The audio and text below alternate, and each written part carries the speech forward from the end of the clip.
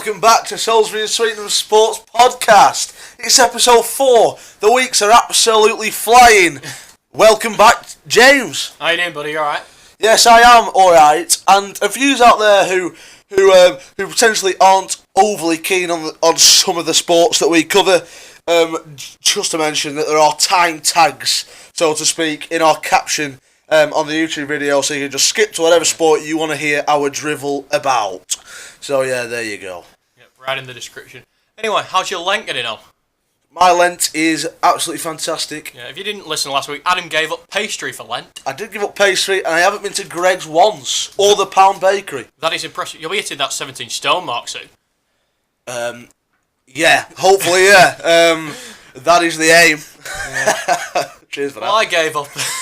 Well, I gave up giving up after 1 PM, which sounds real easy. However, I'm the sort of person that likes to stay in bed till all hours. If there was burglars in the house, as long as they don't take the skybox, it'd be pretty alright with just staying in bed. Yeah. Yeah, so anyway, that's what I decided to give up.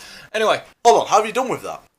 Really well. I did alright. The first week I survived, and then parents went away for a couple of days, didn't wake me up, and then I just up at 2 PM, really struggling, so I've sort of given up with that. But did a week's better than nothing. Yeah, if you're wondering, James tends to only work in the evenings, starts at about 3:30, and he normally gets sort of a customary FaceTime from me mid-afternoon, and when James doesn't answer, I know that he's not up, and I'll be honest, I've called him probably 5 times since the last podcast, and he's answered probably once, so that's how poorly James's Lent is going, probably.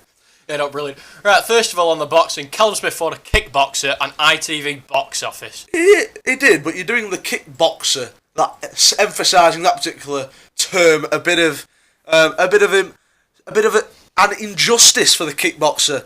Nikkei Holzkin. Yeah, I thought Nikkei Holzkin, considering he's a kickboxer, was pretty decent. Yeah, ultimately it wasn't a great thing for the series to lose Jürgen Bremer. I was quite looking forward to the fight, actually, because I thought Jürgen could give Smith a few problems, but he pulled out with a cold, and Nikkei stepped in at the last minute, and Callum won relatively comfortably, but he did zone out a few times, and he did get caught. Yeah, it tends to be a trait of most of his fights, Callum Smith. He does tend to sort of switch off here and there, but no, ultimately, he got the job done out in Germany. For those who don't know, Jürgen Bremer is German, and I think his supporters were in the house, but obviously not overly keen on what they were witnessing because they didn't see their idol in the ring. Yeah, but we've got an all-British final, Callum Smith versus George Groves, and George has gone in for surgery this morning, so hopefully he'll be ready for that final, which I think's been pushed back to July. You feel pretty strongly on who's going to win that final, don't you? Yeah, I'll be honest, I think the bookies have it horribly wrong, which they tend to do on boxing, actually. I mean, they were offering at 5-1 the other night on Smith winning on points against Holzkin. Holzkin's a 7-time kickboxing world champion. That man's not going to get knocked out by Callum Smith. So I took full advantage of the 5-1. But no, the bookies have it slight favourite Callum Smith. I'll be honest, I think it's a no-brainer. George Groves quite comfortably beats him. I also favour George, but I don't think it's as much of a foregone conclusion as you do. I think Callum's strong. I think for the first time, George is going to be the smaller man in the ring. He's used to dictating with his jab and keeping people at bay. He won't necessarily be able to do that with Smith, although Smith can be hit by the jab, as we saw in the Eric Skoglund fight. I think both men are big punches, but I actually slightly favour George Groves' power. I think he's the slightly heavier hitter. And it'll be interesting to see if Callum sorts out his attention, because if he zones out against George Groves and gets hit by a big right hand, it could be curtains. Yeah, but definitely. If he stays fully concentrated, then he could cause George a lot of problems, because he is a good fighter when he's on form, Callum Smith. I think Holzkin didn't have too much difficulty in hitting Callum Smith the other night, which doesn't bode overly well for Smith, but he got the job done. All I'd say is that Smith hasn't really fought anybody with any sort of calibre compared to George Groves, and that obviously gives him the edge. Like it gave him the edge against Eubank, he sort of had that edge in terms of a big fight. Now, a man who wasn't ringside over the weekend, unfortunately, was Callie Sauerland. I think he was in some sort of German brothel. They're the rumours I was hearing. Yep, maybe correct. But yeah, something I wanted to touch on. A few weeks ago, we were discussing how we're going a bit too PC with this whole debate about whether we should keep or get rid of ring card girls. Well, Kelly's took it upon himself to add ring card girls. He's decided to keep women in work and give them a job. So it's just fantastic from Kelly. He's becoming a cult hero in the boxing world. Yeah, definitely. Yeah. And Kelly's dealer, Jack Arfield, has gone down again by the sounds of it. Do you want to? You know slightly more about Jack and this whole story. So what exactly's gone on with Jack Arfield? Yeah, delighted to say that I've been in Jack Arfield's dressing room for a couple of his bouts. No, that's bollocks. I just went in after one of the fights. But Jack's had history of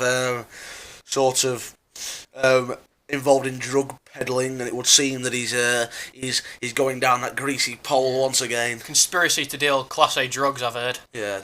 Not good, and that could actually spell the end of his career, which is fantastic for the viewer. It's fantastic for Eddie Hearn, because he won't put his viewers to sleep. But no, he's a decent fighter regardless of his style. So it's awfully sad, really. Yeah, and this final actually sets up a big rematch. Joe Gallagher versus Shane McGuigan too. If you don't know those two men, they used to train Scott Quigg and Carl Frampton respectively. And the build-up to that fight was more of a rivalry between the two coaches, I think it's fair to say. And they nearly ended up having a brawl on stage, didn't they? Yeah. At the weigh-in. It was one of the best build-up to a fight that I've ever seen, really. I really enjoyed it. I was firmly in Scott Quigg's corner, and I quite liked Joe Gallagher then, but nowadays I'm more of I like Quigg, don't get me wrong, but I prefer McGuigan to Gallagher now. I think he's a really good trainer. Yeah. He's really good to have in your corner. Yeah. We forgot to mention last week of just how well he nailed the tactics for George Groves. He did an excellent job, really. He tends to be spot on most of the time. Yeah, things are going well. Shane McGuigan's an excellent trainer. Yeah. Anyway, covering this week's boxing ahead, Kell Brook is back. He fights for the WBC silver title against Rabchenko in Sheffield. Yeah. And he's one of your favourite fighters, Kell, so are you happy to see him back? I'm absolutely delighted. I think Kell Brook's one of the most talented fighters this country's produced in recent times, and hopefully he can become a world champion again. I mean, it's quite a difficult fight, Rabchenko, for a comeback fight. Yeah, a comeback fight. It's quite difficult. It's a fight I expect Brook to win. Don't get me wrong, but I think Rabchenko is a very useful fighter, and hopefully Kell Brook can put on a show. I think Kell is one of the most talented fighters in the country. I feel that the weight is definitely going to help him. Of course, he had to murder himself to get down to 147. I'm worried about how he's going to be mentally, because you can slice it whatever way you want, but Kell Brook quit in his last fight. That's not true. It is not, Adam. It's true. Kell Brook went down to one knee and decided not to get up again. Of course, the injury was pretty horrific to his eye, but I wasn't a huge fan of the decision he made to give up that night, considering I travelled 2 hours to go watch it and he gave up. Fortunately, or unfortunately, whichever way you look at it, James has never had the pleasure or displeasure of not being able to see without, in my case, without glasses, or Kell Brook's case, a fractured eye socket on 2 different occasions. So James, unfortunately, is clueless on that matter. Well, for me, it's unfair to say that, because there's a lot of fighters who wouldn't have quit in that situation. If you ask Tyson Fury, Tony Bellew, etc., if they'd have quit, if they were down to one eye, I don't think they would have. Plenty of fighters fight with cuts, and I don't like what Kell did that night. First of all, it's not a cut, and also, I would challenge James to try and find shampoo and conditioner in the shower without glasses. Never mind trying to see punches that come your way. Well, personally, I just wasn't a fan of what he did. I think Scooby-Doo's got more bottle than Kell Brook. That's just not true, considering he goes into a boxing ring and literally gets punched in the face for a living. But he chose to give up that night in Bramall Lane. It's inexcusable when 27,000 fans are packed into Sheffield at Bramall Lane and you've given up in front of them all. It's excusable when you can't see. Anyway, moving on. Gavin McDonnell is back against Gamal Yafai on the undercard, and Dave Allen gets his shot at redemption against Leroy Thomas. And if you don't know Dave Allen, he is the only boxer on Twitter that is willing to talk through depression with his fans, and then also discuss his love for BBWs at a different time of the day. I'm a big fan of Dave Allen. He's one of the nicest guys in British boxing. He's one of the funniest guys in British boxing. and I really look forward to him hopefully winning this Commonwealth title. Yeah, he's a social media personality in this day and age, Dave Allen. He sort of made his name through social media rather than work with his gloves. But every credit to Dave Allen. He's made full sort of full. Taking full advantage of the platform he's been given on social media. And he's one of the men who's stepped into the ring with Wilder-Ortiz, so you got to give the man. Yeah, not many men who take on Wilder-Ortiz when they're completely overweight on 2 weeks' notice. He's a warrior, Dave, and I feel like it's just time for him to win a big title. He's coming off depression and gambling addictions. The stuff he does for people outside the ring, there's not many people who'd stay up all night talking to people about suicide, etc. He's a lovely character. And I feel that now he's got himself into shape, he'll break down and he'll stop Lenroy Thomas. I think he'll beat Thomas, yeah. And if you're interested in Dave, we're doing a little tribute to him at the end of the show. Anyway, moving on to the boxing in the United States. Deontay Wilder defends his title in his first proper test against Luis Ortiz. Who are you favouring?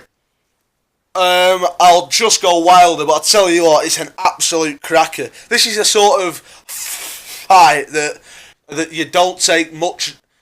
It doesn't take much willpower to stay up all night to wait for it. It's one of those fights that I'm really excited about, regardless of whether Ortiz is a drug sheet, regardless of how old Ortiz is. Yeah. Ortiz is a world-class fighter. Well, Wilder has got unbelievable power. I can't wait for this fight.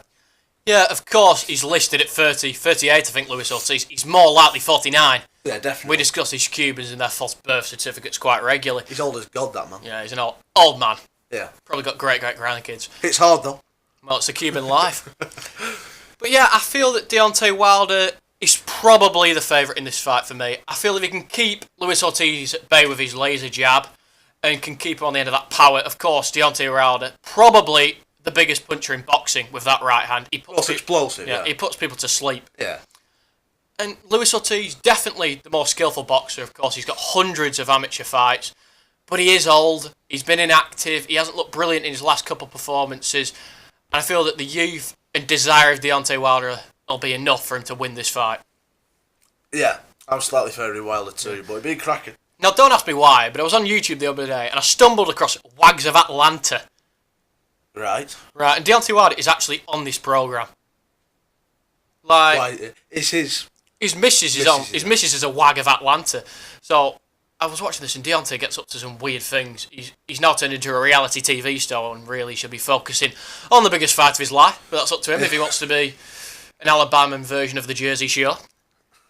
Anyway, Andre Durrell is rematching Usyk on that card. And you might not know those names, but last year there was a viral video circulating. I don't know if you've seen it, but Usyk won the fight.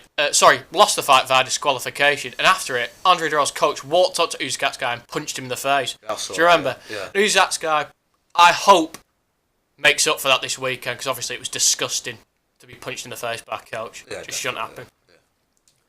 Yeah. Sergey Kovalev is back. The power puncher from Russia. Big myth. He's not a myth. Yeah, Sergey, I think, still one of the pound-for-pound best. With Andre Ward out the division, I think he's still the best around. His power is formidable. And I still feel that, although there's a lot of quality in that division with the likes of Badu Jack, Adonis Stevenson, I still feel Sergey Kovalev is the best in the world at that weight class. Yeah, he probably is. I'd like to see the Badu Jack fight, though. Yeah, I wouldn't mind seeing, but of course, if Badu Jack beats Adonis Stevenson, I wouldn't mind seeing that fight at all. Yeah. Dimitri Bivol is on that undercard, and he defends his world title against Sullivan Barrera. Dimitri Bivol is probably got the best timing in boxing. He's a joy to watch, Dimitri. And I feel that, although Sullivan's hard, he's an extremely entertaining fighter. I think he's been down in his last 6 fights and won 5 of them. He's one of the most exciting fighters on TV. But I feel Dimitri's superior timing and power will be enough to see off Sullivan Barrera. Frank Warren had a show at York Hall. Zelfa Barrett lost for the first time on that card against Ronnie Clark, and it was a great fight, wasn't it? It was good. It was a fantastic fight, but ultimately, it was really good to see judges scoring it without thinking in the back of the mind about the promoter and the sort of fame of this fighter. When I had 116, 111, I thought, absolutely, it's going to Zelfa, and no chance Ronnie Clark's getting it. But it went to Ronnie, it was good to see. Yeah, Clark was actually fantastic. I mean, both men were landing massive shots. Barrett went down to a monster uppercut. Credit for him getting up, because it looked like it spun his head backwards. It was a really enjoyable fight, and BT really are starting to put on some pretty decent cards. Much better than Sky. Yeah, and remember, Ronnie Clark, very charismatic man, a former kickboxing world champion as well, and he actually weighed in a thong. Yeah. Ronnie, a very entertaining man. It's glad to see him at his age. He's quite an old man now, 33, and it was good to see him get a big victory against Zelfa Barrett. He's got a lovely arse for an old man, as James said. Wasn't a quote of mine, but we'll move on. Some tragic news. Scott Westgarth is a boxer who, unfortunately, after a fight at the weekend, passed away. We'd just like to say our thoughts are with the family at this time, and it's just tragic news, isn't it? Yeah, it's obviously terrible. Rest in peace. Horrible. JD Next Gen was back. Eddie Hearn had his show in Manchester. Lewis Ritson walked through Joe Murray in emphatic fashion. What do you think of Lewis? He's a real good prospect, isn't he? Yeah, he looked really good. I mean, Murray's he's no pushover by no means at that level. And Ritson just seemed to absolutely demolish him. I really think Ritson's going to have a bright future. And but no, I was really impressed. Oh, I felt really sorry for Joe. Of course, he's an Olympic bronze medalist, and it's just a shame he hasn't quite achieved what maybe he was touted to achieve in the pro game. Yeah, you clearly saw his emotion at the end as well. He was crying because it's probably the end of his sort of career. His aspirations of going far in the sport, definitely. Yeah, it's a shame for Joe, but this is probably the end. Preston Scott Fitzgerald was back, and he was emphatic against Ismail Tete, wasn't he? He was. You don't often see young prospects coming in and blow Ismail Tete away, but Scott Fitzgerald most definitely did that, and Ismail Tete was absolutely cleaned up by the Prestonian. Yeah, it's good to finally have a representative from Preston who we feel could really be a world champion. I tell you what, I was gutted when he came out to Man's Not Hot. Yeah, it really did hurt. I mean, what's going on there? I mean, it's fantastic to see that Preston's got a professional boxer, but then he walks out to Man's Not Hot, and you're sort of thinking, oh bloody hell! But ultimately, he's knocked out Ismail Tete, which is fantastic. Well done, Scott. Yep. I told him about that on Twitter, and he replied to me that it's a decent tune. Unfortunately, I disagree with Scott, but yeah, he's got a lot. He's got bags of potential. He's got bags of power, and hopefully he steps up on the Amir Khan card and he goes forward in his journey in becoming a world champion and eventually headlining at Deepdale. Yeah, world championship at Deepdale. He better not come up to Man's Not Hot at Deepdale, though. I would be upset. Imagine Mick Hall and Scott Fitzgerald on the same card at Deepdale. Wow, my dreams. Right, Juan Francisco Estrada was defeated by Shrish Rickett at the weekend on the Superfly card. Great fight. I've got to point out a small issue I have with Dan Rayfield. And in the boxing community, you'll know who he is. He's a boxing journalist, a very opinionated boxing journalist. And I have an issue with his scoring. Because every single fight, he seems to just pick somebody he likes, and he gives them every single round, and it does my head in. And he really just needs to sort his scoring out, because I feel that everyone's constantly disagreeing with Dan. He's just very frustrated to follow on Twitter. I don't overly like him either. Yeah. He's close to getting the unfollow from me, actually. Dan Raphael, whatever you say. Now we're talking about Scott and Lewis Ritson and all these prospects. And as they come in, we have to make way with the old. And Andy Lee, a former world champion, a legend of Irish boxing, made the decision to hang up his glove this week, didn't he? Yeah, it was a shame. Well, it's not a shame because he had a great career, but yeah, an absolute brick wall. Yeah, he's an inspiration, Andy. Of course, he finally became a world champion. He won against Korobov in a fight that he wasn't expected to win. He's overcome losses, he's overcome adversity. Of course, he always has that monster right hook, which will help him out in any fight that he's in. And I'm happy to see that Andy hasn't gone on too long. He's retired on his own terms. A win at Madison Square Garden was his last fight. And we'd just like to wish Andy the best of luck with his life, and hopefully he has some good family time ahead. He'll be a pundit, you'd imagine. Now, transitioning into the mixed martial arts, and I know this is a rumour, but I want to talk about it anyway. What do you think about Floyd Mayweather versus CM Punk? I think it's pathetic. I think it's got no chance of happening. But picture this, you've got Floyd Mayweather in the octagon, standing waiting, and CM Punk's music comes on. CM Punk's walking to the ring, giving it all sorts of like. Joe Rogan's on so much acid, he's going out of his mind. Mick Dizzy's smoking weed in the corner, he doesn't know what's going on. Conor McGregor's got the steel chair out, and CM Punk hits Floyd with a go to sleep. And it's still doing absolutely nothing for me. No, it doesn't do a lot for me. But the idea of it's quite entertaining. It's not though. Honestly, could you imagine watching CM Punk stare across at Floyd Mayweather in an octagon? It's impossible because the weights are completely different, and Floyd's probably got no desire to go to MMA despite the fact he keeps saying he does. Especially not for CM Punk of all people. I'll tell you what, I'd take CM Punk if I was on board. Well, I would. It'd be a bit. Can CM Punk. you imagine how many pay-per-view buys CM Punk versus Floyd Mayweather would do? Yeah, but he won't do as many as I think you're looking at 2 million buys or so for CM Punk versus Floyd. It's got no chance of happening. No chance. But it will be brilliant. Anyway, UFC 222 is coming up this weekend, and a couple of weeks ago I gave my opinion on the Cyborg Konitskatsi fight. I don't think it's a pay-per-view headliner. Cyborg, of course, is the closest thing to a bloke in the UFC when you're looking at females, and I'm not saying that because of her jawline, I'm saying that because she's a monster. She's walking through people, and I see her walking through Konitskatsi. That's sexist. It's not, she's a beast. That's sexist. She's a beast. Anyway, a fight that I'm really intrigued about on the undercard is actually the co-main event. Frankie Edgar, the Warrior, the Hall of Famer, the former world champion, takes on Brian Ortega. Women are equal.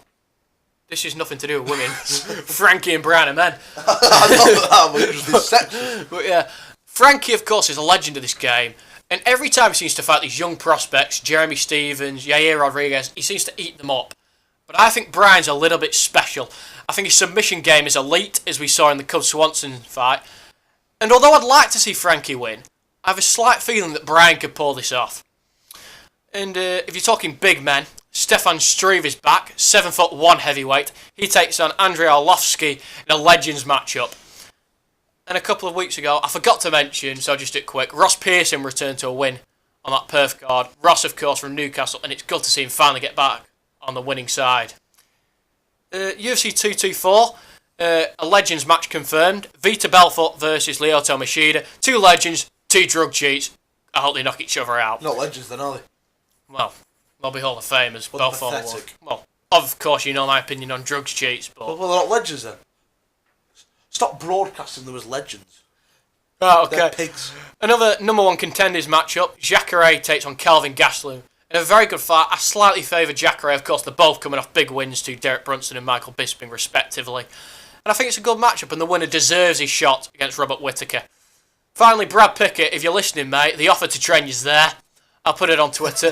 A friend of mine was sat behind Brad Pickett at an MMA event at the weekend, and I tweeted it to Brad that I'm willing to train him if he ever decides to make a comeback. And he replied, I think he's willing to take me up on that offer. So, Brad, if you're listening, I'm willing to train you for your comeback. Can I give you a lot of advice? No.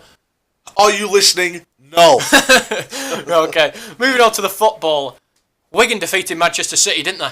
Yeah, they did. And I said last week that who could discount Manchester City from doing the quadruple? Well, Paul Cook's men can. Wigan were excellent in stopping Man City from scoring ultimately because they didn't score. Fantastic analysis, Michael Owen style there. Yeah, cheers. That's like sort of accidental partridge, isn't it? But no, yeah. Yes, so Wigan got one opportunity. Will Grigg, fantastic goal. Set off celebrations I was underwhelmed by actually at the DW Stadium. If North End had have scored against Manchester City in the 80th minute or so, I'd have been cartwheeling all round Deepdale. But I didn't. There were slightly subdued celebrations after the goal, and then that pitch invasion was absolutely pathetic. Did you see Sergio Aguero tried to lamp a fan? Yeah. Can't believe it. I'm sure you'd try and lamp someone after he spat on you, or something like that. Oh yeah. I absolutely hate pitch invasions. I keep Sergio on the end of the jab. Okay. No, to be fair, you've got every right to attack somebody if they've spat on you. It's pretty disgusting from the Wigan fan. Yeah. So Wigan should just stick to the rugby league. If you're a Wigan fan and listen to this, stick to your rugby. That might be a dig at a particular individual, actually. Yeah, it's been a strong sort of week for the strong game of rugby. So yeah. Quoting Partridge again. Anyway, what do you think about the tension surrounding Pogba and Mourinho? is there particularly any tension? Apparently, they're having issues behind the scenes at Old Trafford. So I just think that Scott McTominay is better equipped to do a certain job than Paul Pogba is. Of course he is. Paul Pogba is his £89 million, whatever he was, playmaker to a certain extent.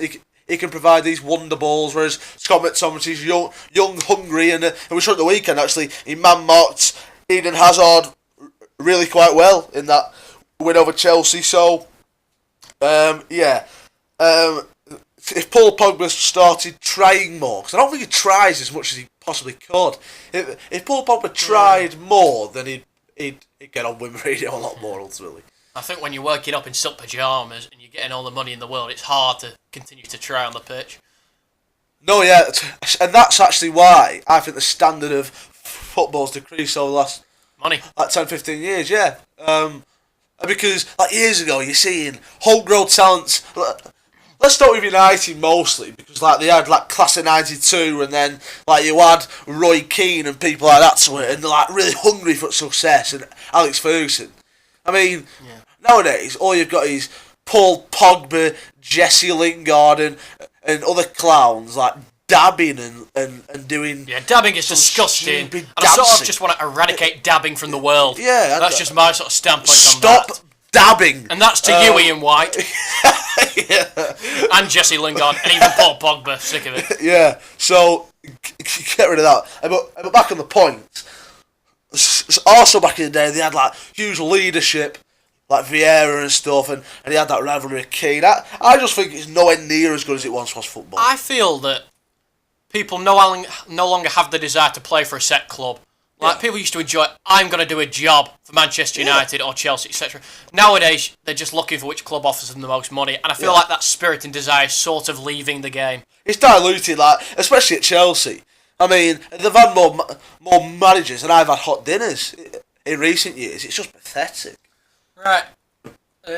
As a big Preston fan, you've got a massive weekend ahead. You're going to Bolton for Gentry Day. Yeah, we have got a big weekend ahead. And for those who don't know what Gentry Day is, it's a special occasion every year, one away game for Preston North End, and the supporters remember those who have sadly passed over the year or in years gone by. And the term the Gentry comes from Alan Ball Senior, suggesting that Preston North End supporters were the best fans in the world. They are the Gentry, and it's a massive weekend for North End because obviously they had an awful loss to Ipswich where the performance was dreadful, but the results sort of fell kindly. We saw Bristol losing to Cardiff. We saw Middlesbrough drawing. We saw Sheffield United drawing. So although we lost, it is a bit frustrating, but we've got that sort of lifeline now because we haven't lost any ground on the playoffs. So hopefully we can reignite our season at Bolton Wanderers on Saturday. Yeah. It was a horrific week for your second team. Arsenal, first of all, losing to Österunds in the Champions League. I mean, I know they've got through an aggregate, but you can't be losing to teams from Österunds. Yeah, it's just comedy ultimately, isn't it, really? I don't know what to say. Not really for proper Arsenal fans, but I can have a slight giggle at it. I'm sure DT and Robbie and stuff on our colleagues at Arsenal Fan TV. Yeah. I'm joking, they're not really colleagues of ours, we're just saying it because they're both in the broadcasting injury.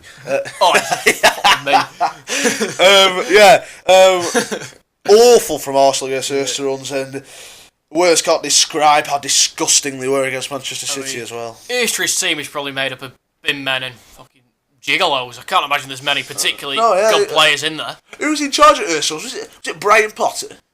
What's a ridiculous name? Yeah. Bloody Charles Baikal, but yeah.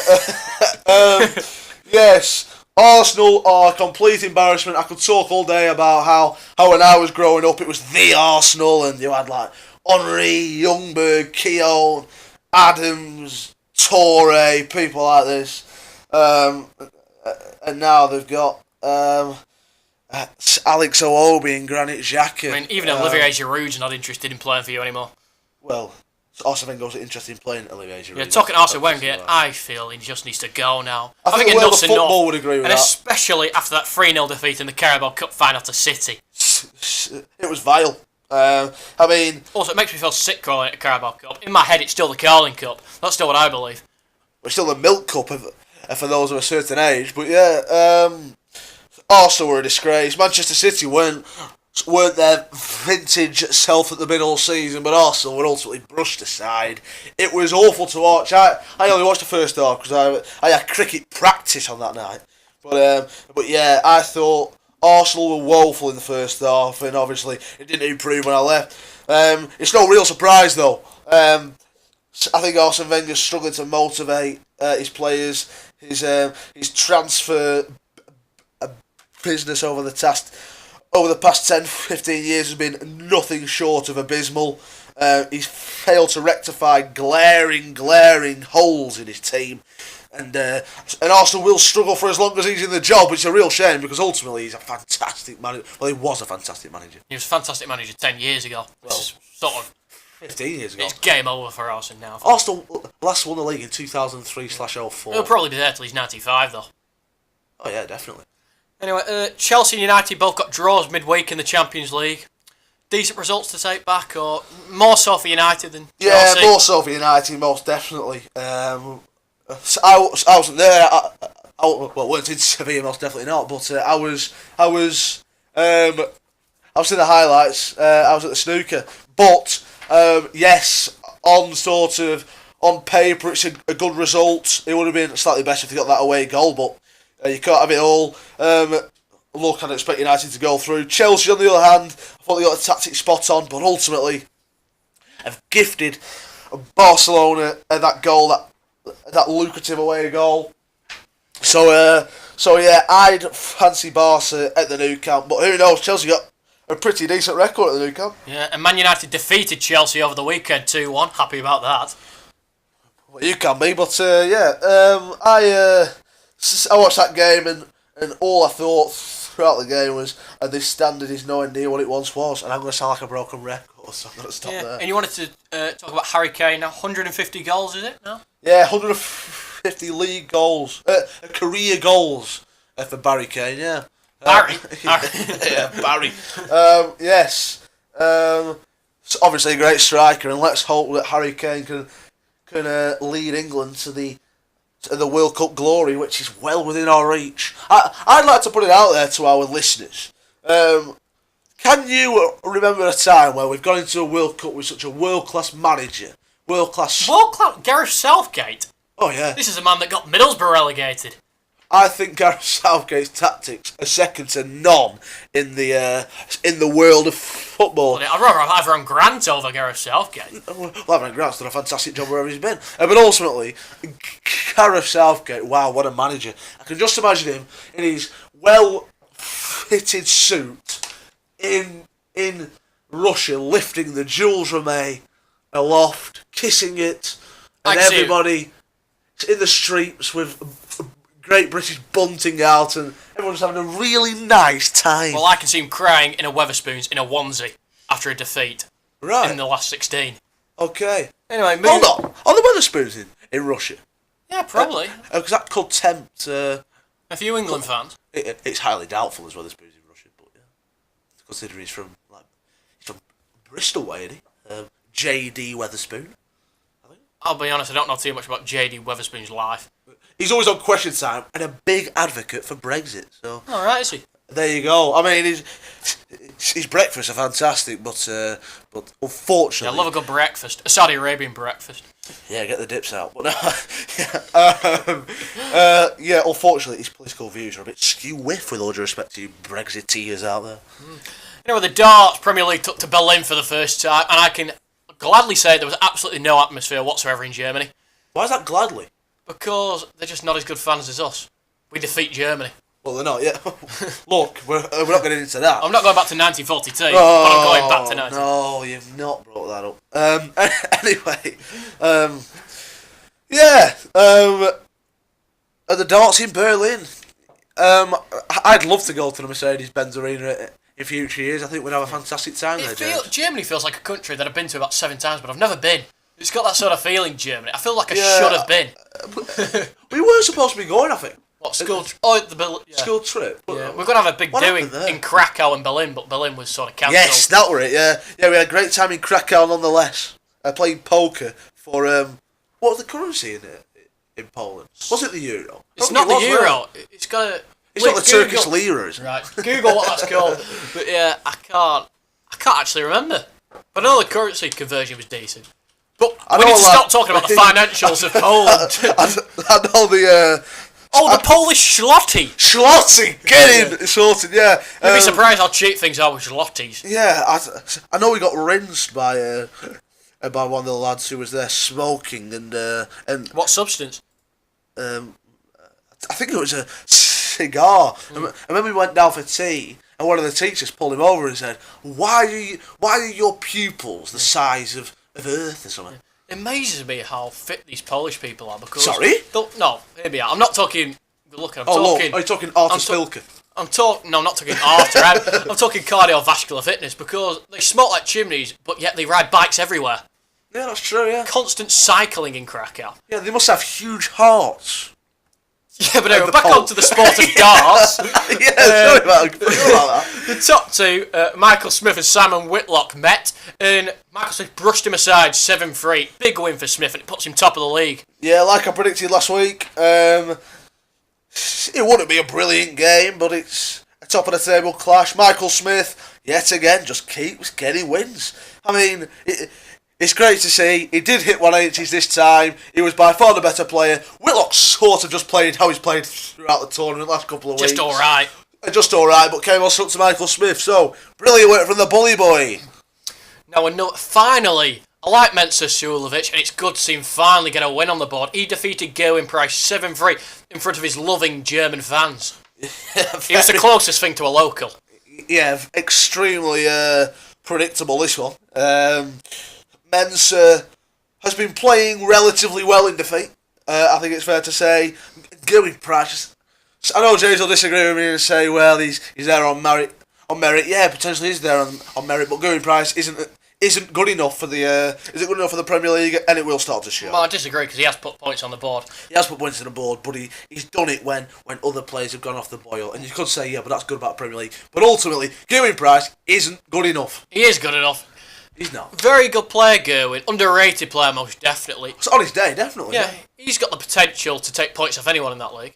I'm not saying otherwise, but there's people out there who also would. Kyle Anderson, James Wade. Yeah, I've always been a fan of the Adrian original Lewis. Aboriginal. I've always rated Kyle. I think he should have been in that Premier League, but he wasn't, unfortunately.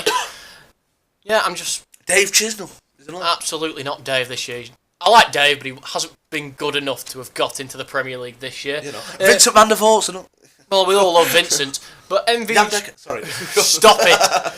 Anyway, MVG, big win, 7-2 against Daryl Gurney. Yeah, Gurney. I said this to James the other night. I said, never have I ever seen Gurney miss so many doubles. Like, this time last year or 2 years ago, Gurney, that was his strongest area of his game, hitting doubles. And he wasn't overly that big a treble hitter, but now he's really developed into a real treble hitter and can't hit bloody doubles for toffee. Yeah, that confidence that he had last year when he was winning majors, it's just gone. Yeah. It's evaporated. It's a shame to see because he was really, really hitting form last year. Trebles for show, doubles for dough, as they say in the trade. Anyway, a man whose trade is electrician work, Rob Cross. Well, not anymore. Well, he's a world champion now. Yeah. But Rob Cross defeated Raymond van Barneveld by 7 points to 3. Yeah, Cross is back, and Barney didn't turn up again. Yeah, it's a shame this, because Barney played excellently at the Masters. He managed to get himself a few points at the first couple of weeks at Premier League, and he slid the last couple of weeks, and I'm happy with this, because I love Barney, but his head's dropping, and I hate it. I hate to see it. Yeah, Barney wasn't playing overly well, but he managed to get himself into like 3-3. So, and then obviously like it's first to 4 or whatever. And Barney just went wholly off the boil, and Rob Cross put a spanner in his works. Yeah, Rob, of course, played excellently last week as well, and he's now becoming a threat in this Premier League. Final game of the night. 2 Scottish dartists lit the stage alight in Berlin. Peter Wright and Garrington both played excellently and ended in a 6-6 draw, both picking up a point. Yes, I thought Anderson was going to blow him away at the start, and then I thought when Wright got level, I thought Wright was going to go on, and then Wright hit the front, and then I thought, wow, Wright's going to murder Anderson here, 7-3 or something, and then 6. He couldn't stop hitting.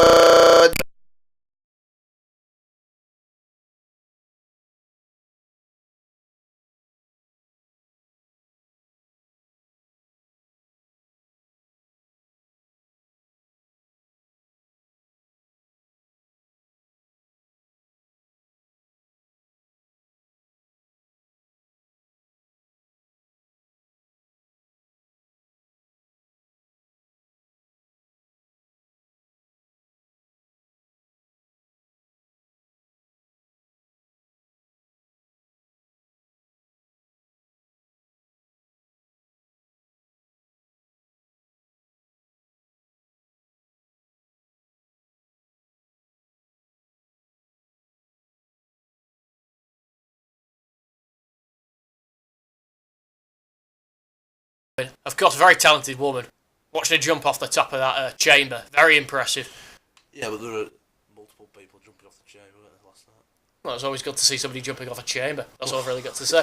Anyway, Ronda Rousey has officially signed her deal.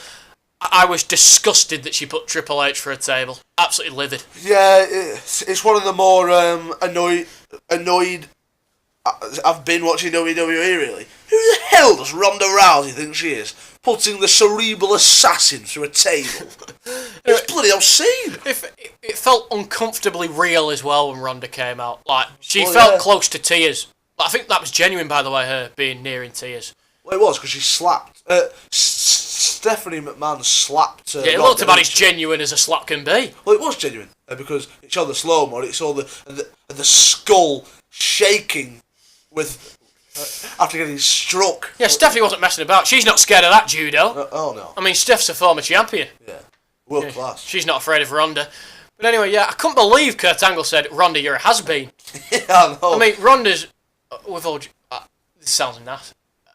She's not, I don't want to say unstable, but she's obviously... She's had mental frailty. Yeah, she's struggled with being a has-been, so to speak. So I can't believe that was actually brought up. I was just surprised by it. It felt a bit uncomfortable. Yeah, we were both a bit surprised. Yeah, the whole sort of scene felt uncomfortable, and nobody likes seeing Triple H getting put through a table by a woman, but whatever. And with all due respect to women out there, because there are people who have the strength to put Triple H through a table, it's just unlikely that Ronda Rousey has that. But anyway.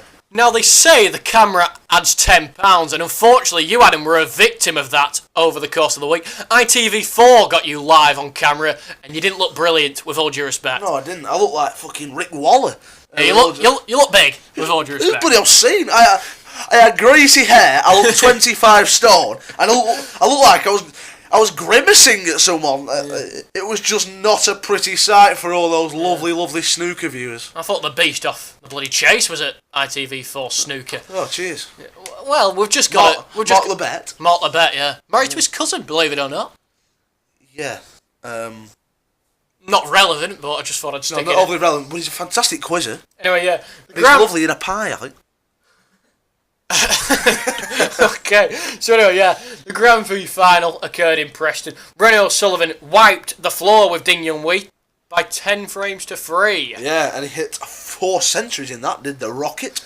Yeah, it actually was 2-2 at the mid-session interval, so it's quite impressive that Ronnie was able to run away with it so comfortably. Yeah, he murdered his opponent in the quarter-final. I'll be honest, I was gutted to see Sean Murphy knocked out by Stephen Maguire. I mean, Sean Murphy's a bit like the James Wade of the snooker world. But not very good. Outstanding talent, all the talent in the world, but just so inconsistent. And unfortunately, I sort of get a bond with these people. And also, unfortunately, Sean Murphy wouldn't pose for a picture because... What, did you ask him for one? I did, but unfortunately... And your hero let you down? There was a game going on the other table between... what's his name, that myth? That Scotsman. No, you'll say myth, he's probably a multiple-time world champion. Well, he probably is, but he's a complete clown. What's his name? What, you just want me to name? Higgins. John Higgins is not a myth. He's an absolute clown. John Higgins is a good snooker player. I can't stand John Higgins. He's so slow, and he's just infuriating. When you can't get a picture with your hero because John Higgins is playing a game of snooker, well, there's something seriously wrong, isn't there? Sean Murphy's your hero. Where a hero comes along. Yeah.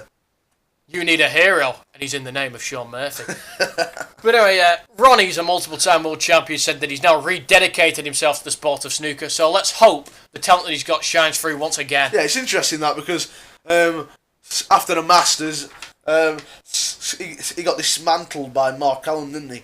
And after it, he said in the media that, look, I mean, I probably won't be at the Worlds this year because he's just got no interest. So, yes, it's a positive sign. But let's be honest, after he gets knocked out of the next tournament, Ronnie O'Sullivan's just going to be like, yeah, I'm not going to the Worlds. So I take his comments. We're not doing this properly, but because it's been requested by one of our loyal followers, a quick word on the golf, Adam. Yeah, Justin Thomas won the Honda Classic. I'll be honest, I only watch I only watch golf when it's the Masters, the Ryder Cup, US Open, etc. All the majors. I'm not overly keen on like the Honda Classic, but I know Justin Thomas won. So if you're listening, Chris out in America, the sort of world class next generation golfer out there in. Where is he? Kansas? He's in Kansas. Yep. It's good to know we've we've crossed the pond with this podcast, getting viewed in Kansas. If you're interested, other countries we're now broadcasting: Italy, Ireland, Australia, and we've even broken into El Salvador. Yep, El Salvador. Big fan. Two fans in El Salvador. Yeah, listen religiously. I listen for a combined spell of about 3 minutes. But yeah, always nice to receive that. Oh yeah, Colombia as well. Yeah, my brother watched 2 minutes of our podcast the other day. Yes, according to the YouTube stats. That might not be true. Shout out to Chris if you're listening to this. Yeah. Anyway, hopefully you enjoyed that. We'd just like to say that, well, we've already got one guest booked in for the first week of April. For the Masters? Yeah, he knows who he is. But anyway, we hope to get some boxers, some darts players, some YouTubers on this. So hopefully, just subscribe to the channel, and we hope to keep producing some decent content. It's a work in progress, but we're trying our best. Yep. And in closing, I just want to say again to Dave Allen, for a man who's dealt with depression, gambling, helps people through their issues, you finally lost the weight, mate, and it's good to see. And we really are getting behind you this weekend. We hope you beat Leroy Thomas. We believe in you. And to play us out, we have your walk-on song, Fields of Gold. Thank you for listening. Goodbye. You will beat Leroy. See you later. Go on, Dave.